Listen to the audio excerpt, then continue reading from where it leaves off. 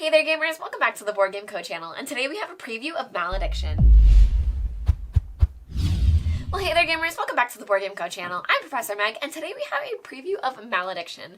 Thank you to Loot Studios for sponsoring this video. You can check out their GameFound link down below. They are launching imminently, and before I get into anything else, there will also be a gameplay on the channel. So I am going to be showing you two of the factions. There are 4 factions that are being released with this current campaign. Again, check out the links down below to see absolutely everything, but I'm going to be showing you 2 in this preview, and then you'll see the other 2 played with a gameplay between Alex and I, so please keep your eyes out for that as well. Now, with that, please keep in mind everything in front of me is rules, components, and things like that subject to change, but something that is absolutely huge, which I do recommend checking out their link down below, is that the entire point of Malediction is to marry together war games and miniatures along with card gaming. So this is something, try to think of something like Warhammer meets Magic the Gathering, and with that there is a huge support in this game with 3D terrain as well as 3D miniatures, but the entire point is that you are able to print them yourselves.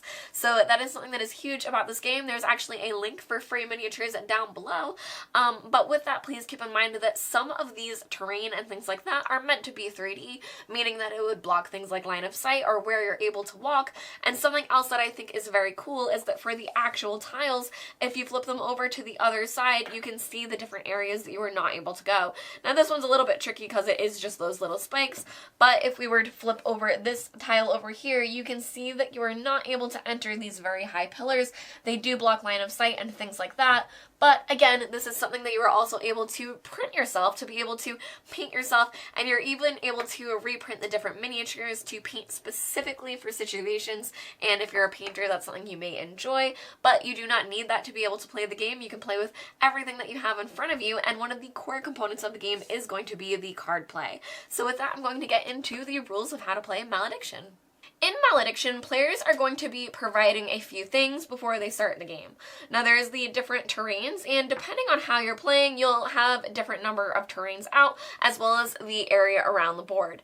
Now for a first game, they suggest a 2x2. For a general game, they suggest a 2x3. However, I just kind of have this marked out for what would fit well on the table to be able to show you for the preview, so please keep that in mind, that these corner adjustments is how you actually maneuver what's inside of the play area for the game, and that these different terrain elements are just terrain elements that you are able to interact with, but everything in between all of here is all playable area. This is how we are marrying both war games and miniatures along with card games, because you are also going to be playing with rulers. Now these rulers are going to show you not only how far you can move, but where you can attack from and things like that, such as being engaged with an enemy. When you are engaged with an enemy, you are within 1 inch of them, but you are going to have some characters that are also going to have ranged abilities, meaning that they will be able to attack within range. And again, as I said, you are also going to be able to move based on this range, so you will be using this to maneuver around the board. Now, in an example here where you are not able to go through this particular thing, you don't have to go in a straight line, so you are able to use your ruler to maneuver exactly how you want to be moving. However, the largeness of the miniatures really matters, that if you are not able to fit through 2 pieces of terrain that are not movable through, you're just not able to do it. So if you're just a little bit too big and not able to go through, then you're kind of stuck there. Now, throughout the game, players are going to be focusing on 2 different things. It's going to be both your echo and your mastery. So this is one player's score tracker that you can see in front of you. Currently, I have the Primal Blood set in front of me, and at the start of the game, you're going to have 25 echo to be able to summon and play different cards.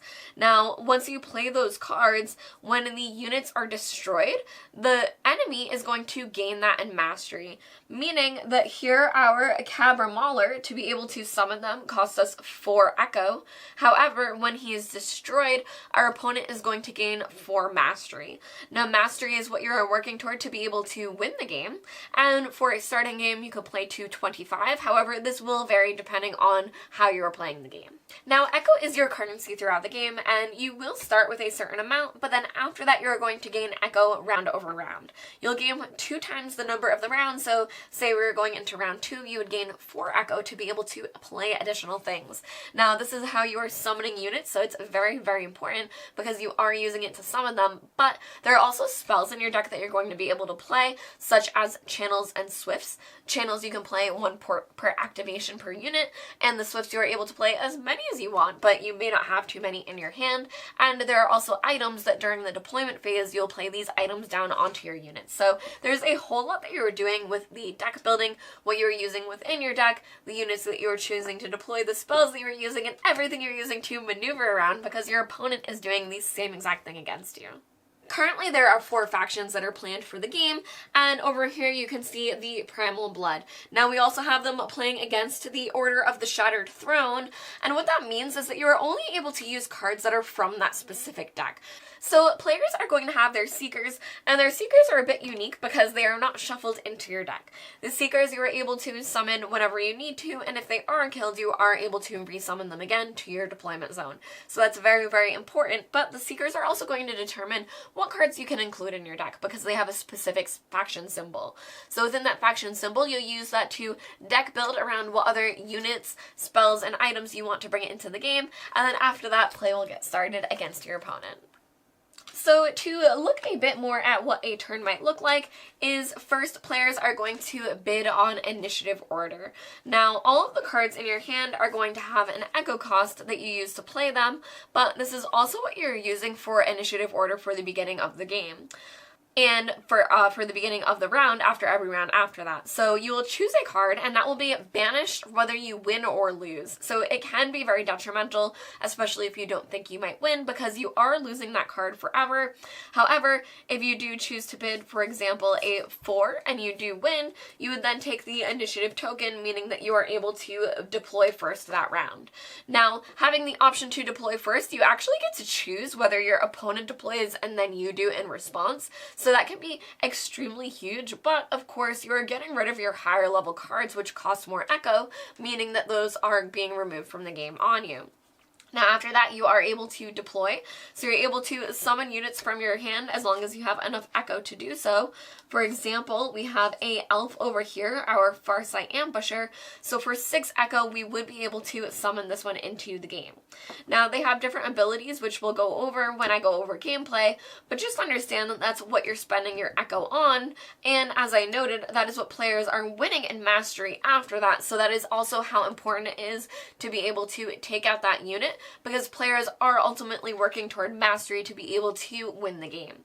This is a miniatures game. You are not trying to necessarily take out all of the other miniatures because you are constantly able to redeploy, so you are working toward that mastery goal. And with that, there are also these husks here where you are able to collect relics. So if you are next to a husk and uncontested, you are able to collect a relic from the relic deck, which is prepared at the beginning of the game. Now these are going to be different things that will give you an extra edge over your opponent, so not only do they provide mastery for you to get closer toward the end goal, but the relics are also going to be very, very powerful that you're going to want to be accumulating them as well. Now, I was going to say one of the most important parts, but what I actually mean is one of the 2 core pillars of Malediction is going to be the card play element.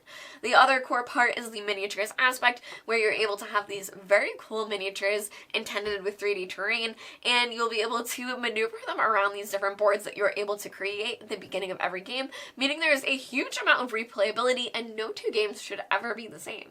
But that being said, there is a lot of card play that I absolutely love, being a TCG player, and it is very, very detailed but also very intuitive.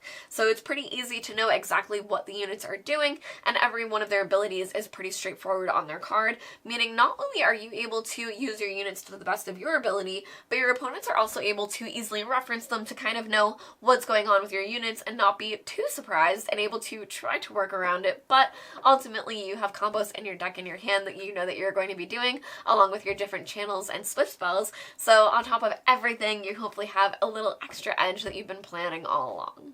Now, to go over a little bit of that detail, here we have our Terrarch Beast, who is from the Primal Blood set, and he is able to Swarm 1. This unit gets +1 damage on attacks against enemies engaged with another ally. So if you're able to start swarming the different enemy and get more allies around them, you're able to do additional damage. However, because this is a beast, they have Clumsy. This unit cannot equip attachments, so you are not able to put different items onto your beast, which might not be great, but you do have your Caliber Mauler who you are able to put attachments onto. Now, this is a dwarf unit, and they have Wild Strike. For 1 AP, you are able to perform a melee attack with -2 fight. So your strength up here would be a 3. You'd be able to subtract 2 from it, but on a hit, the attack deals 2 extra damage. So you'd be able to do a lot of extra damage, gambling as a dwarf would, hoping that you are able to still bank that hit. Now, they also have Knockback 4, which is whenever this unit scores a hit, they may push the defender back up to 4. Now, when they say 4, again, they mean 4 inches because this is a miniatures game, so it really is taking the 2 different elements of a card game, using something like an ability, but then also adding something of miniatures to it, maneuvering around this different board that players are able to use, making the strategy of how you choose to maneuver around the different obstacles and things like that very, very important, as well as who you choose to summon, because having different units out here on the board is going to be more and more helpful for you as you start strengthening up your team. Now, as I noted what the cards do, just to go through the stat block that is along the side of it, this is your attack. So when you are attacking, you would roll a d20. So let's just roll one here for an example. We have a 16. That's pretty great. So then you would add 2 to it, meaning that their attack is an 18. Now, they would not attack a friendly person, but this one's shield is 11, meaning that that's how much you would want to hit for a direct hit. His shield is also 11, but he would have been attacking one of these characters, so you would compare that to their shield. Now, they have 2 different hit values, which I'll get to at the end, but to go through the other statistics, it would be your range, and then the creature's movement, meaning that this beast can move up to 10 inches, and then it has 11 shield and 10 health. So once you start dealing health damage, you'll use these tokens to put on them to start tracking that until they are dead, and once they are dead, as I noted, you would gain their echo costs and mastery.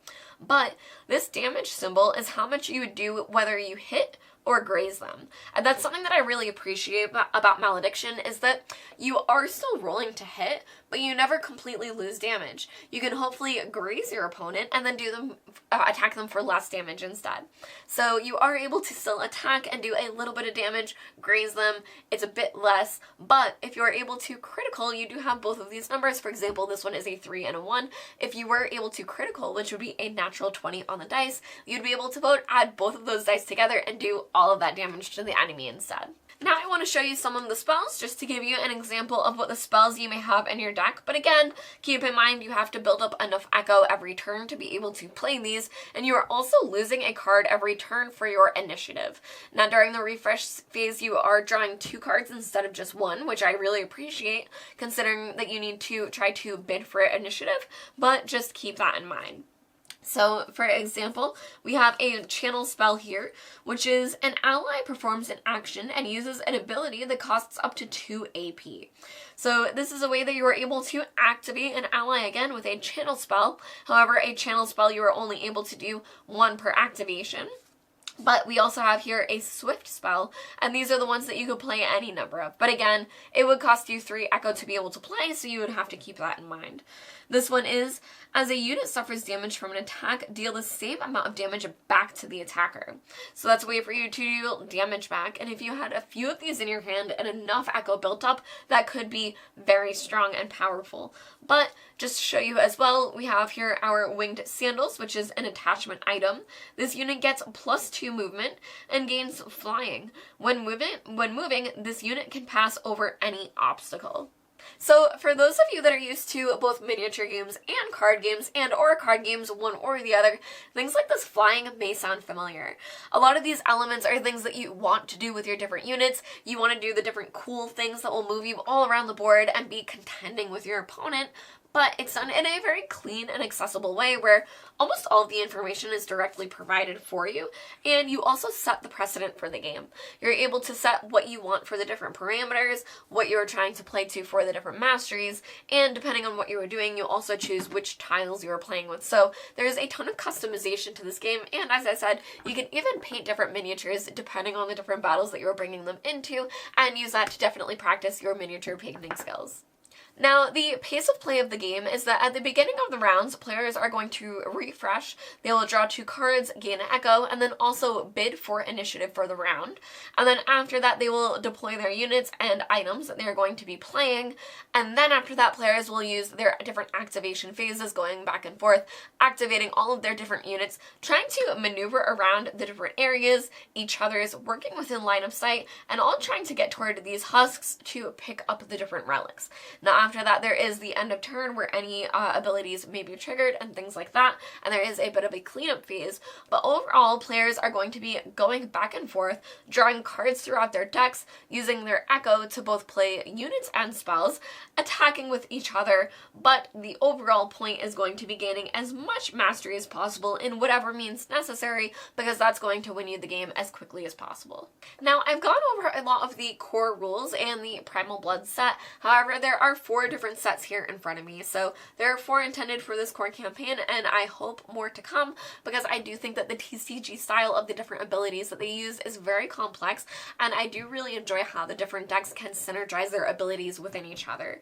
Now, they are all also very different, so you can see a different playstyle depending on what you tend to like. This is the Primal Blood set that you saw a lot of. However, you can see Alex and I with a game through play of the Legion of the Fallen and the Conclave of the Spheres, so you're able to see both of those 2 factions as well and how they play off against each other, and the different, play styles of how different players work within the abilities that they are given and the choices that are made.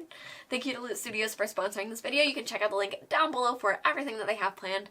I've been Professor Meg, and I will see you all next time. Bye!